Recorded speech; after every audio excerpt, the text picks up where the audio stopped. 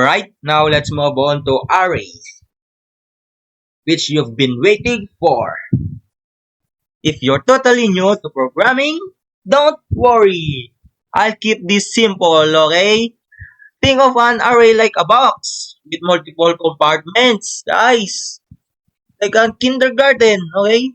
Instead of creating many separate variables, an array lets you store a group of variables inside one single variable. Okay? This helps you this helps keep your code clean, organized, and easy to manage. Okay? Basic array example, guys. String. I have this one. Let's think about cars. Uh, just I'll just probably the type of cars that I want to drive in my future of my life. Okay, Lambo, probably BMW. What more? Okay, just Civic. Keep one, but okay. And system data that Ritlin. Just let's add cars here, guys. Cars. This will print the Lambo, guys. Okay. So here's the simplest example of an array in Java. We're creating a string array called cars. Inside the curly braces, we have three variables: Lambo, BMW, and Civic. Right now, this array contains exactly three items. Now, when I type cars 0, Java gives me the first item in the array, which is Lambo. So let's try to run. See, Lambo. That's the output, guys. And why 0 and not 1? Because Java arrays always start counting from 0. So cars 0, Lambo. Cars 1, BMW. Cars 2, Civic. So let's try that one, guys. So from 0 to 1. So let's see if the BMW will show up. Oh, BMW. And let's try the 2, guys. 2. Civic. See? Civic, guys. Okay. Once you understand that indexing starts at 0, arrays become much easier. Okay. You can also change specific values inside an array. For example, if I want to replace BMW with Mustang, I simply type cars 1 equals Mustang. So cars 1, 1, 1. And Mustang. Let's change the BMW to Mustang.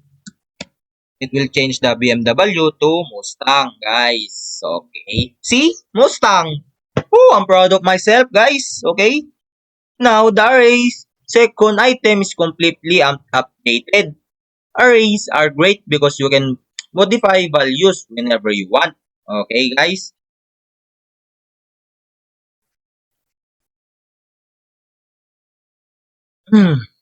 Another really useful thing you should know is the length property. If I type cars, that length Java tells me how many items are inside the array. In this case, the answer is 3. This is super helpful when working with loops because you don't need to count the items manually. So, just that out our brain. Cars, that length. What's the spelling of length? E, E, I, try. See, guys, 3. Okay, 1, 2, 3.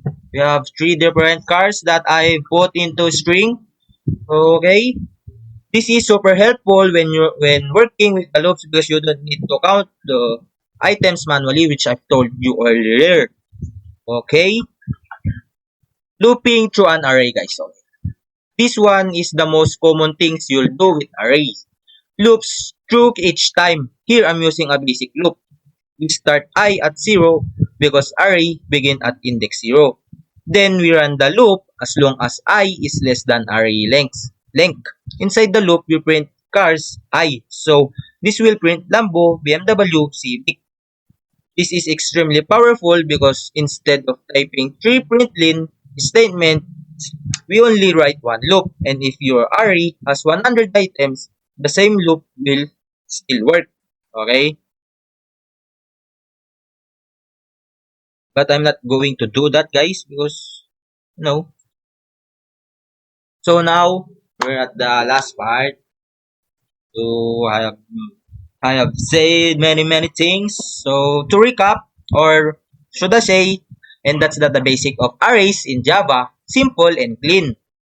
To recap, arrays store multiple values in one variable. Indexing starts at 0. You can change values using the index. You can check how many items an array has using that length. Okay? And you can loop through an array to print or process each item. Arrays are the foundation for more advanced topics like lists, loops, and data structures. So getting comfortable with them now will help you a lot as you continue learning. And that's it, guys. And I'm done with the presentation of array. Thank you for watching, guys, and I hope you understand and learn something. I am very thankful for you because you're watching my video.